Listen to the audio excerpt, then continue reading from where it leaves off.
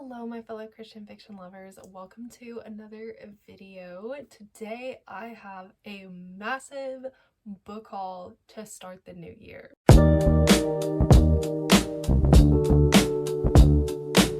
Okay, so basically this book haul is a compilation of a couple of different things.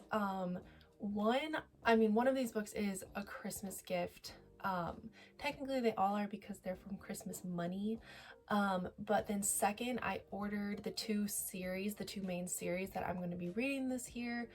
And then also whenever I visit my boyfriend, now fiance, huge life update. But whenever I visit him when he's home from school, they have this super big like Bible store outlet in their town. So I go there and all the books are like $3 to $5, and so I just buy a bunch. And I spent not all, but I spent some Christmas money on books at that store. And I love going there because they support like missions and like it's a nonprofit, and I just like it's so amazing, and I get like beautiful Christian fiction out of it. So yeah, I came back home engaged and with books, which was a lovely way to come back home. Yeah, so let's just jump into all of the things. I have this huge stack, like it's like, well, I'm sitting down, but it's up to here. Also, this is not where the videos are going to be.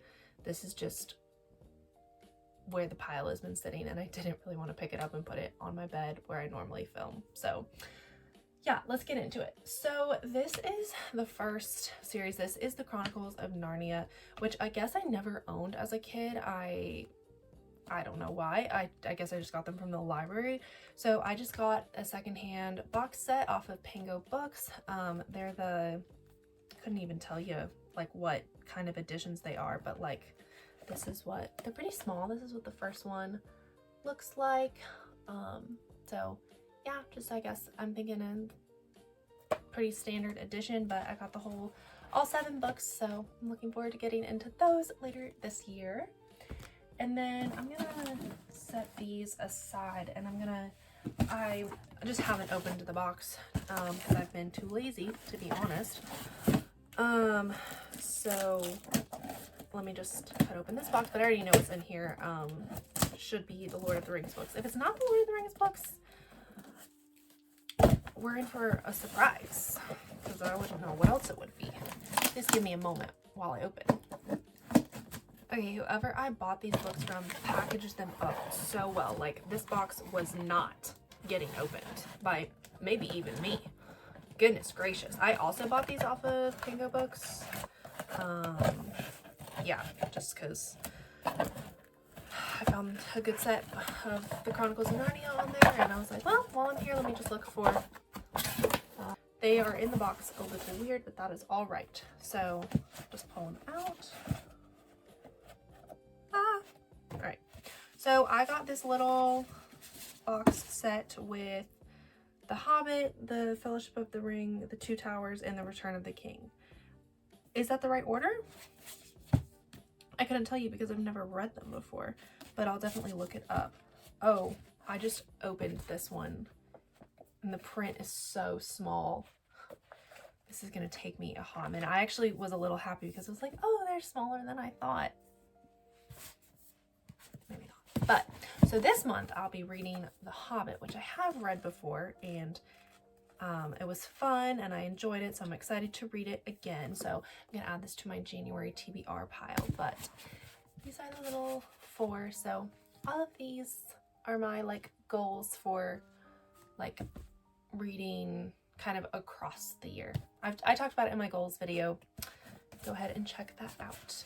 Y'all, I'm so silly. I literally just saw that on the side of the book it says like part 1. LOL. All right, and now we can get into some of these others. So for Christmas, my fiance got me The Secret Keepers of Old Depot Grocery by Amanda Cox, because basically I put on my Christmas list some authors of books of theirs that I really wanted to read. And so he just picked Amanda Cox and picked this book because he knew the others I had read. I'm super excited to read this because because I've read 2 other Amanda Cox books, and yeah, I'm just, I can't entirely remember what this one is about, to be honest. Yes. Okay, so that is the first one. Then I got it's called Land of Silence by Tessa Afshar. I know this book is about the woman with the issue of blood from the Gospels. It's just a book about like her life story, and I'm assuming it would include the moment when Jesus heals her. So I've heard so many like rave reviews about this book. So I'm like, I have to read it. I love Tess Afshar. I'm reading The Hidden Prince right now and so thoroughly enjoying it. So yeah, I want to get to this one hopefully soon, but also I have a lot that I want to read. But yeah, cannot wait to read this. It's been a while, I think, since I've read like a New Testament biblical fiction. Speaking of New Testament biblical fiction, I also got The Pharisee's Wife by Jeanette Oke. I know Jeanette Oke has written more like not like historical but not biblical romance. So I was a little surprised when I saw that she had written this.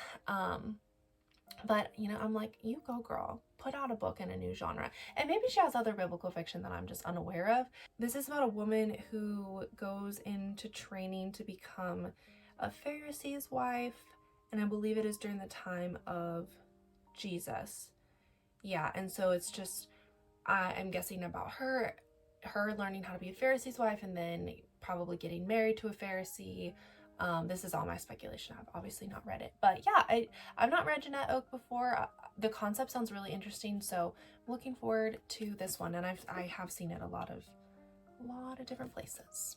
All right, then I got Count the Nights by Stars by Michelle Shockley, because basically Michelle Shockley has just been like all over my like YouTube feed recently. I feel like everyone is talking about her, so I saw this, I read the back, don't quite remember what it's about, but I do remember that one of the main characters' name is Priscilla, and I love the name Priscilla so much. Does that mean the book's gonna be good? Who knows? Probably, because I know it has good reviews. But so picked that one up. All right, then I got another one straight off my TBR, and that is Of Love and Treason by Jamie Ogle. Jamie Ogle has a book coming out later this year that has something to do with gladiators, I think, that I'm like, that sounds amazing. Amanda over at Book Lover Amanda has raved about this book, so yeah, added it to my TBR and was really happy to see it was there. Again, don't remember what it's about, but it's a yeah, I think it's biblical fiction. We'll go with it. All right, and then I got Promise Me This by Kathy Golke. This is one of her older novels. It was published in 2012, so it's over 10 years old, but I recently read one of I think her newest book. Let me remember the name of it. So I recently read This Promised Land by Kathy Golke, and I just fell in love with it, and I thought it was so sweet. So yeah, I read the back, and it sounded really good. Kind of more of like I guess like a deep cut, because I haven't quite heard a lot about that book, but all good. Then I got All My Secrets by Lynn Austin. I've enjoyed a number of Lynn Austin books in the past, so I thought this one sounded good. It on the title, or on the front, it says it's a Gilded Age novel, and I thought that sounded really cool. I've been reading a lot of like wartime books recently, and I was like, let's throw a break in there, because I'm honestly getting a little tired of it. Not of the writing, because like it's really good stories, but I'm just kind of like, let's go to a different time period. You know what I'm saying? So yeah, this is set in the late 1890s.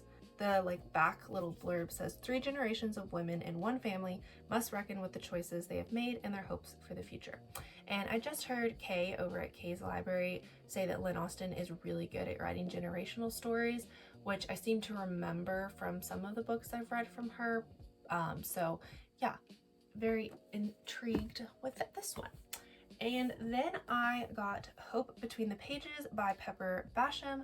This is like the first door. This is the first book in the Doors to the Past series, which is written by a bunch of different authors. But Pepper Basham is like on my new authors really want to read list.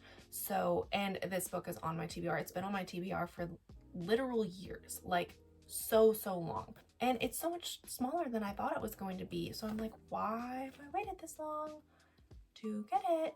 But I have it now and I hope to read it soon. I mean, I've said that with so many. Let's be so realistic here. We might not hear about some of these books until much later in this year. And we're just gonna have a lot of grace and forgiveness. Well, not forgiveness, just grace and mercy. Okay, then I got this beautiful nonfiction book called Meeting God in Quiet Places by F. Legard Smith, and there is a foreword in this copy by Max Lucado.